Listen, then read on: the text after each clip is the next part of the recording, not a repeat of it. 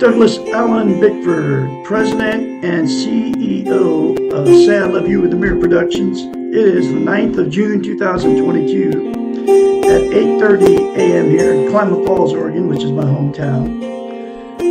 Klamath Falls, Oregon is the gateway to Crater Lake National Park. One of the 7 wonders of the world, folks. It's about 40 miles north of Klamath Falls. You ought to come here and check it out. Be positive.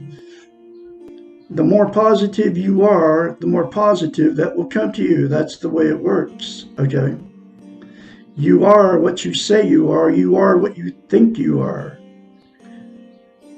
So be positive. And the first way you can be positive is, and why I'm on Facebook Live and YouTube, is to attain and maintain self-esteem from psychiatrist Dr. Susanna McMahon. She's 73, lives in Madrid, Texas with her husband. Here's what self-esteem is. Because most people don't know what the 2 words mean because nobody's teaching it except for Douglas Allen Bickford here in Klamath Falls, Oregon. What it means is you feel good about, what self-esteem is we've all been in romantic relationships, what those 2 words mean, okay? You know that good feeling you got when you first meet that person and that, you know, they can do no wrong and they feel the same thing about you.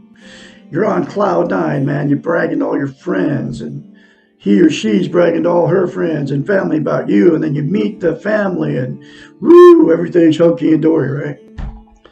Well, that good feeling when you first meet that person, a romantic relationship, is what self-esteem is towards yourself, okay? Dr. Susanna McMahon, like I said, a psychiatrist, a counselor, a therapist, many years of her life, has had thousands of clients. She's a psychiatrist, so people would hire her as a psychiatrist to fix their unhealthy minds. And this book was published in 1992, okay? Every lesson in it, I call them lessons, it's in question form. This book talks about how we've been trained and taught not to have self-esteem, self-love, okay? Self-worth, because other words for self-esteem are self-love, self-confidence, self-worth. It's how you feel about yourself inside, right? Anyway, so her thousands of clients would hire her as a psychiatrist to fix their unhealthy minds. So, as a psychiatrist, because she has a doctorate in psychology, which makes her a psychiatrist, 10 years she went to school to get her doctorate. She also has a master's in philosophy. But she knew as a psychiatrist to fix their unhealthy minds, she had to get them to give themselves self-esteem, self-love, self-confidence, self-worth. So she had to come up with a way for her clients to give themselves self-esteem. Because nobody can give you self-esteem. You have to give it to yourself. And she knew that as a psychiatrist because she knows how the brain functions. That's what psychiatry is. They study the function, the science of the mind and how it works. So she came up with a very simple concept. It's called mirror therapy. 30 years ago, folks. That's why you don't hear this stuff. Nobody's ever told you this before. Say 4 things to yourself in the mirror daily without fail for the rest of your life, literally. I love you. I love my inner child. I'm worthy to be loved. I'm worthy to love. I am full of goodness. Those 4 things to yourself in the mirror daily will give you what is known as self-esteem. I mean, you will, as soon as you say that to yourself in the mirror, those 4 things, you will get self-esteem. But to maintain that self-esteem, you have to practice it. It's like lifting weights, okay? If you start lifting weights and you stop, you have to start over because you lose muscle mass from scratch. Self-esteem is the exact same thing. You have to practice that daily in front of the mirror. Instead of criticizing yourself, folks, we all criticize ourselves when we get in front of the mirror because we all get older.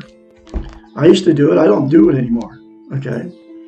So you'll have to say that literally for the rest of your life. It'll take you less than 10 seconds. I love Douglas Allen Bickford. I love my inner child. I'm worthy to be loved, worthy to love. I'm full of goodness. I'm talking about 5 seconds out of your life, folks. That's all you got to say to yourself in the mirror to attain and maintain self-esteem. Seriously, folks, works. Try it. You'll like it. And the other thing, the reason she came up with mirror therapy, because as a psychiatrist, she knows how the brain works, right? We cannot lie to ourselves in the mirror, and she knows this, okay? That's why she told her clients to look at themselves in the mirror and say 4 things daily, okay? That's why you can get in front of the mirror in the morning or whenever you get in front of the mirror, and you can easily criticize yourself, and you do that because that's how you feel about yourself inside. You don't feel good about yourself inside, so you can easily criticize yourself or think it when you're in front of the mirror. But you cannot lie to yourself in the mirror, so you can't say good things about yourself in front of the mirror, okay? So the very first time that you say those 4 things to yourself in the mirror, you'll have to force yourself to do it. It will seem very strange and awkward, okay? But do it beyond that feeling. And the more you say it, the more you feel it, and the more you believe it. Here is why getting self-esteem and maintaining it is so important. You can't love without it. You can't be loved without it. And you also cannot be content. What content means is you feel good about how, where, and what you are. It's also known as internal peace. There are 10 things that people are using to try to be content, to get internal peace. They are drugs, alcohol, sex, television, religion, food, gambling, another person, material possessions, or money. Those 10 things are known as externals. They're outside of yourself. They will make you happy, content momentarily, but it never lasts. Just think about the drug high or the alcohol buzz you get, the warm, fuzzy feeling, right? It goes away, and you have to do more of those, just those 2 things to get the same good feeling. And the rest of the 8 things are exactly the same, okay? The absolute only thing that will make you content permanently, which is internal peace, is to say those 4 things to yourself in the mirror daily without fail. Seriously, folks, less than 5 seconds out of your day, every day in front of the mirror, will change your life if you do it and you keep doing it.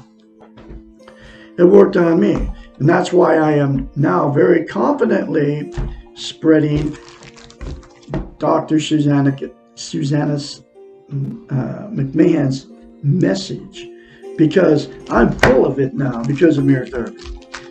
And the other thing about self-esteem, you can't love or be loved, like I said, without it, okay? So what happens is, in romantic relationships, you'll attract somebody just like you with no self-esteem, okay? And then they will have no self-esteem, and you have no self-esteem, so you can't love or be loved. So what happens is, and whether you marry him, you don't marry him, you just get together with him, the relationship will become toxic after that good feeling goes away. And then when you move in together and all the everyday stuff of life starts happening, and the fights, the arguments, the cheating, the drug and alcohol use, They're going to the bars, picking up strange people to have sex with. Man or a woman, to make yourselves feel better in that marriage because their marriage became toxic. In front of your spouse, you'll flirt with somebody, right in front of them, and then they do the same thing to you, right? That's the toxic relationship. Go into your best friends and tell them how terrible these people are to you. Both people are doing the same thing. Telling your family members, they do this to me and all this stuff, right? You all know what I'm talking about because if you've been in relationships without self-esteem, you've been in toxic relationships. So because of all the toxicity in that relationship, there's 3 things that are going to happen with two that get involved with no self-esteem. You'll divorce or separate, okay? And then the same two will go jump right back in another relationship, and the exact same thing will happen if you get in another one without self-esteem, because you carry the same old thing into that next relationship. So then they'll split up with them. And like me, I've been married and divorced 4 times because of not having self-esteem and meeting somebody that didn't have it, just like me. Okay? So the next thing that'll happen with 2 that got involved, no self-esteem, you'll stay in that toxic relationship forever. There's a lot of that going on too. Even though the fighting, the arguing is all going on, you don't like that person anymore. You sleep in separate bedrooms. You bicker, and all the time you just talk. Like the relationship's not a good relationship. It's not a healthy relationship. And then you just stay in it. And then at that point, people are staying in these type of relationships for many years because you stay in them because you don't want to be a failure. You're afraid to leave. You have nowhere to go. You can't be alone. You're being codependent on each other for whatever reason. So neither one of you will leave the relationship. And so then it becomes a dysfunctional family at that point. And then those 2 produce children and all that, right? And then a dysfunctional family creates dysfunctional families, and then just goes on down the line, okay? And then everything, all the bad, the emotional, sexual, and physical abuse just gets swept under the rug by everybody and never gets talked about. And then they die that way. That's the way it works. I know people personally that have been together for, the one couple in my mind, they've been together 70 years, okay? But I hang around these people once in a while. I can see the interaction between these 2. They don't love each other. They are codependent on each other, okay? One's a codependent, and the other one is a I can't think of the word. It's a enabler, okay? The enabler lets the bully the other person and just enables that person to do that. And they like I said, they can't be alone, so they just let each other at each other like that, right? So anyway, and the last thing that'll happen is with 2 that get involved, no self-esteem, the 2 got involved, got married or whatever, will just, once they get divorced and been in many failed relationships or marriages, will just exit out of the romantic scene and say, screw it. I can't find anybody to love or to love me. And just be miserable using those 10 things alone out there and not taking care of themselves anymore, not shaving as a man, not putting makeup on as a woman, not getting cleaned up or anything before they go out. They just have no respect for themselves, and they're really miserable alone, okay? Just like they were miserable in the toxic relationship, right? So there's good news, because if all parties involved in all these toxic marriages, toxic relationships would say 4 things to themselves in the mirror daily without fail, They would fix their toxic relationship. They would fix their loneliness, living all alone. And they wouldn't have to use the 10 things to try to make themselves feel good anymore. And then all parties involved get this book. If you're in a toxic relationship, go through this book with your partner, if they'll do it. Okay. If they won't do it, and you want to change, but they don't want to, then you're going to be forced to leave that relationship. Otherwise, the abuse is just going to keep going on. Okay. I chose to get out of my last marriage, which was my 4th, because it turned toxic. I knew it after 2 months, but I had no idea what was going on back then. I know now because of a psychiatrist. Because I had no self-esteem, zip, neither did she. But she's never going to admit it. I've got healthy-minded, okay? You all, too, can get healthy-minded. Anyway, so I am going through this book one lesson at a time. And here's that next lesson.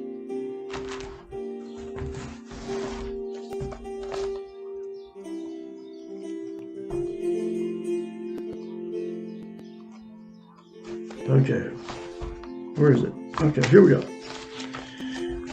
Why don't self-help books work for me? Lesson 26. In the preceding question about how to learn self-esteem, reading a self-help book was not mentioned in the answer. This may seem to be a curious omission, as this book could be considered a self-help book. There are 3 reasons why reading a self-help book, even this one, will not lead to the development of self-esteem. The first reason is that most people buy and read these books looking for a quick fix. They're hoping that the book will have the answer and they will absorb it by reading. Most of the self-help books do have the answers in some form or other, but the very nature of self-esteem is living it and practicing it. And I just told you about practicing it, those 4 things to yourself in the mirror daily for the rest of your life, folks. That's what you have to do to attain and maintain self-esteem. Self-esteem can only be internalized by practice. I'll say it again, just like I just told you. The 4 things to yourself in the mirror.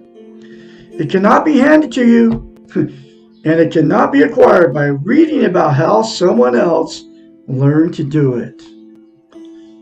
This does not mean that self-help books are not valuable. They are, or I would not be writing one. But they are valuable only as a tool to be used. Reading it alone will not do it. Reading the books. 2. Learn that you are not alone, that others have been where you are and have learned to change, and that change is possible, helps you to keep at task. But the books cannot be the cure, and most people spend the money, and she says most people spend the money and read the books thinking that when they have finished reading, they will be magically different. The books can tell you how to think and what has worked for others, but they cannot think for you. No one else can do it for you, not even your chosen role models. You must do this one by yourself. The second reason most self-help books fail is that they begin with a premise of a change. The book is written about how to change yourself, how to do things differently, and presumably better than what you are currently doing. How to fix whatever is wrong with your broken life. This is the same concept that leads one into therapy. What is missing here is the understanding of the concept of acceptance. The paradox here is that in order to change, you must first accept yourself. It is very difficult to accept yourself when you are focused on changing yourself. It is much easier to say, I will love myself when I have lost 20 pounds. I have that promotion. I am loved by someone else. I have whatever I need. I have changed. Focusing on change is similar to beating your head against a wall, trying to get through. Accepting yourself as you are allows you to step back from the wall, observe it without judgment, and perhaps to see a doorway in the wall. Acceptance provides the doorway through the wall and allows the change to occur. Acceptance provides the foundation for change. The very nature of most self-help books is to imply, before you begin, you must change in order to accept yourself. This leads to the third reason why self-help books don't work. The books cannot provide an accepting and encouraging environment. Role models, by accepting you as you are right now, can help you accept yourself. And I can be your role model, folks. You have to accept yourself. I accept you just the way you are.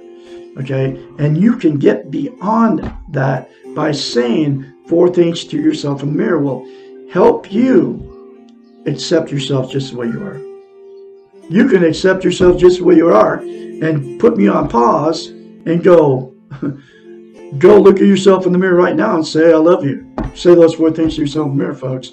Seriously, it works like that. Come here, kitty.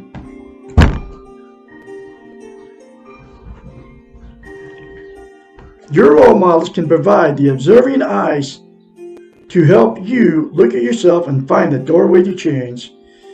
It has been mentioned that you must do the real work yourself, and that learning self-esteem can be a painful process. Your role models can help you accept yourself and provide a supportive and facilitative environment for the change to occur. The self-help books, including this one, can supplement the learning process. They can best be used as one of several tools, but they cannot be the only tool in learning self-esteem. You can get this book very cheap off Amazon, folks. Between $5 and $15. Then go through these. Do the 4 things to yourself in the mirror daily without fail. Go through the rest of the concepts in this book. It will fix your unhealthy mind. I guarantee it. Fixed mind. Okay. That's why I'm very confidently spreading her message. Okay. And you can all attain self-esteem. So I will have another lesson for you tomorrow, which is, if I have self-esteem, will I be happy? Which is lesson 27. I'm the absolute only one teaching self-esteem on the internet or television. And I'm doing it because it's that important for you to get it and to understand it and learn how to get it. Excuse me. I'm the absolutely only one telling you how to get it. I just told you how to get those 4 things to yourself in the mirror daily without fail. I'm the absolute only one telling you how simple it is, and it is that simple to attain and maintain self-esteem. And I'm the absolute only one telling you how important it is to have. And I already told you why it's so important. You have to have it. You need it to function, to be able to love, loved, or be content. You all have a great day, and I will talk to you tomorrow. And remember, be positive, folks. The more positive you are, the more positive that will come to you. I promise you. From Douglas Allen Bickford here in Klamath Falls, Oregon.